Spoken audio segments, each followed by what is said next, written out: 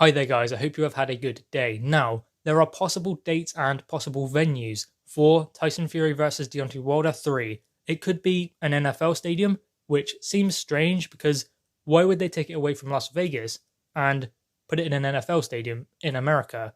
Why not just have it at the original venue if they are going to do that? So let's put that one aside for a moment. I don't think it will be an NFL stadium, but there is also Australia. There is also Macau, China, which that is strange as well because considering the outbreak begun there and now they have to go there because of the outbreak in America, so that would be a bit strange, but still that is a place where the fight could be happening in November or December. Now, what chance does Deontay Wilder have in this fight, in this rematch with Tyson Fury? Well, first of all, I'm going to say Anthony Joshua lost to Andy Ruiz Jr. He came back 6 months later and won.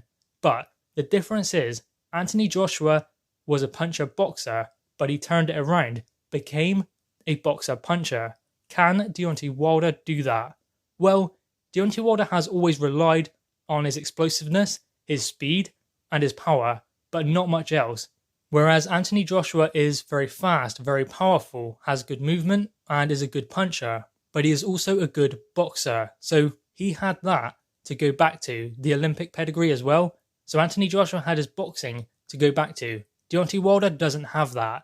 So what Deontay Wilder must do is fight the way he can fight, not try and outbox Tyson Fury because he won't do that. Not try and have a dogfight with Tyson Fury because he won't win that. So Deontay Wilder needs to fight the way Deontay Wilder fights. And what I mean by that is Deontay Wilder needs to make sure he keeps it at that mid-range. Make sure that it is long-range boxing and power shots. Making sure that Tyson Fury does not get on the inside. Make sure that Tyson Fury does not walk him down. Make Tyson Fury think about it. Tyson Fury was just walking forward, cutting off the ring, and being rough with Deontay Wilder. Deontay Wilder did not like that. So he has to be brave and stop that from happening. Hit Tyson Fury hard and often, because otherwise he will start creeping in and getting closer and closer.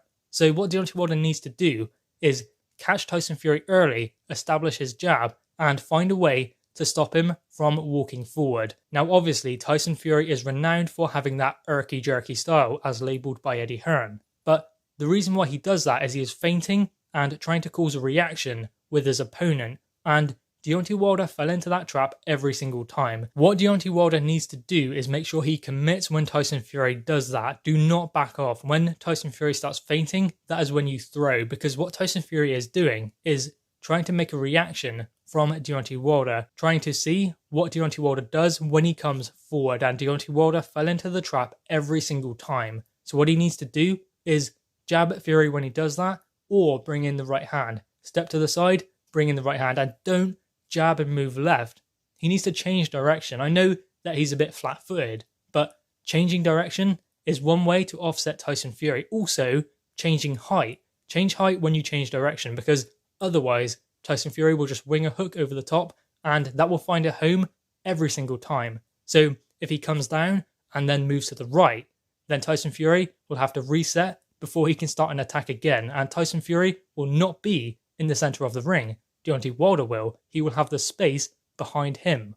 Now the question would be, is Deontay Wilder skillful enough to do that? Well, he should be because he's a boxer. So changing height, changing direction should not be all that difficult for someone who is a boxer, especially someone who has the amount of fights that Deontay Wilder has had.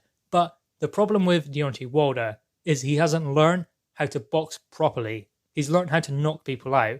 When the knockouts started coming for Deontay Wilder, he neglected his boxing, and that was a big mistake because you will always come up against someone who can take your power. And if you do not have any boxing pedigree to rely on, like say Anthony Joshua did, then you are truly screwed. Because what would Anthony Joshua have done if he had to fight Andy Ruiz Jr. again? Proper fight him, get on the inside, have a dogfight. I mean, he might have come out on top, but that makes it a 50-50. Whereas going into the rematch, if Anthony Joshua gets back behind his boxing and uses his physical attributes, then it makes it kind of 70-30, maybe 80-20, because Anthony Joshua won nearly every round against Andy Ruiz Jr. in the rematch. So he had that boxing to go back to if the power shots do not work. He has that every single time. He has that ace in the hole. But Deontay Wilder does not have that because he's neglected the skills and fundamentals of boxing. A puncher will always find someone who can take their power eventually. It will always happen. Anthony Joshua found it in Andy Ruiz Jr. Deontay Wilder found it in Tyson Fury. That's just what happens. But you have to make sure you have boxing to go back to every single time. Anthony Joshua did, Deontay Wilder doesn't. But still, you have to believe that Deontay Wilder still has a chance. Deontay Wilder has things he can do. He's not necessarily just done. He's not finished. He's still a fearsome puncher, and he can hurt Tyson Fury, but I don't believe he can knock him out. I think that Tyson Fury is wise to Deontay Wilder's power, and I think he's too good to get caught by a punch he doesn't see coming. Because the only way that Deontay Wilder knocks out Tyson Fury is if he catches him when Tyson Fury is flat-footed, when he has his feet square, or when he does not see a punch coming. And Tyson Fury is wise to all the punches that Deontay Wilder throws, mainly that right hook, or that straight right. So what Deontay Wilder needs to do is just be Deontay Wilder. He cannot do anything else. He cannot be anything else. He cannot be a slick boxer because he's never learned to be. And he's not going to learn that in the next 3 or 4 months. So what he must do is make sure that he is Deontay Wilder, not anyone else. Make sure that he establishes his jab. Make sure that he hurts Tyson Fury early and make sure he catches him often. Because otherwise, Tyson Fury will just walk him down and he will do the same as he done in the first fight. Tyson Fury knows how to beat Deontay Wilder now. So he can beat him going on the back foot because he did in the first fight. He got a draw, but let's be real, Tyson Fury won. In the rematch, Tyson Fury got in close, fought on the inside, made it rough, a dogfight. Deontay Wilder could not deal with that. He beat him. So Tyson Fury can beat him in many different ways. So Deontay Wilder really does need a punch from the gods to win this fight. Can it happen?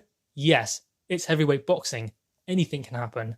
But will it happen, or is Tyson Fury completely wise to Deontay Wilder? Does he just have Deontay Wilder's number? Is Tyson Fury truly Deontay Wilder's kryptonite? I'm going to say yes. I think that Tyson Fury beats Deontay Wilder every single time. 9 times out of 10, and maybe even 9.5. That 9.5 is the draw. I don't think that Deontay Wilder can really beat Tyson Fury unless he finds one epic punch to stop him. Anyway, guys, what are your thoughts on this? Do you believe that Deontay Wilder has any chance against Tyson Fury in their third fight? Could it take place in Australia? Could it take place in Macau? Could it still take place in America? Guys, make sure you drop your thoughts in the comments below, leave a thumbs up, and subscribe if you are new. Thanks, guys.